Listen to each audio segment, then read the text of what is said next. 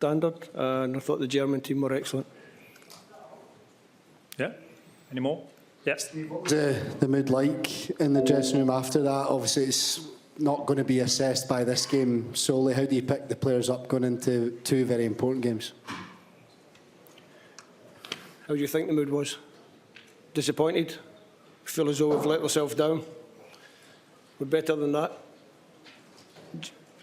We're a better team than that we showed tonight, and hopefully we can show that in the next two games. So we have to go away. This is always going to be a tough night for us to get something.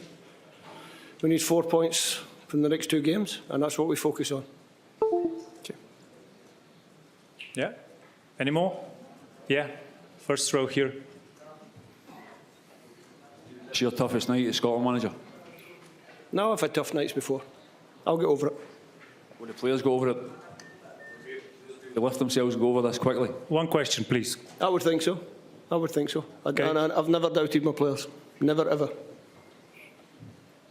Hi, Radek Silmaré, 93 Minutes. What would you like to say to the fans of Scotland? Thank you so much. Keep the faith. Okay. See you at the next game. Last three questions, please. Martin, you've got your hand up. Third row, please, here.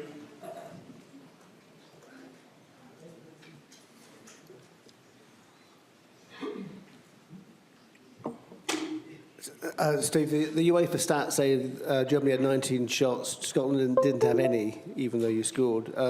Is that the sort of, in terms of while you've been manager, the sort of the least sort of the worst game in a way, in terms statistically that you can imagine?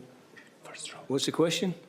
Is that in terms of the statistics, not even having a single shot? Is that since you've been Scotland manager? Is that the worst? I tend not to look at statistics. It's not something I look at straight after a game.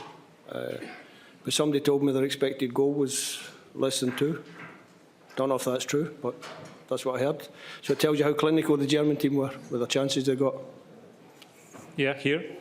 Steve, you obviously came up against a brilliant Germany team tonight, but amongst everything else, are you disappointed you just couldn't find a way to stay in the fight? Listen, the game ran away from us very quickly. Obviously, conceding the third with the sending off as well was always going to make it a difficult night. After that, it was about damage limitation and seeing what we could get. Second half, I thought the boys gave everything they could. They worked ever so hard to try and keep the scoreline reasonable. But we have to move on from this one, and we have to move on quickly. Yeah, fourth row, please. Last question. Yeah. Thank you. Thank you.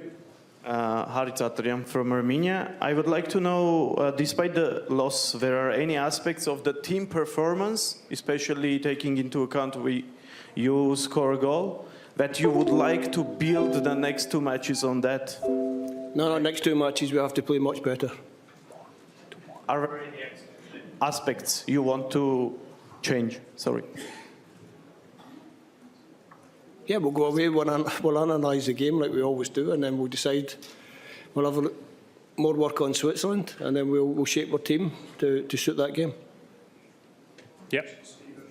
Is this working? I can hear you. Yep. Steve, at one point in the match, and you had a sort of angry exchange of words with your coach, Austin McPhee.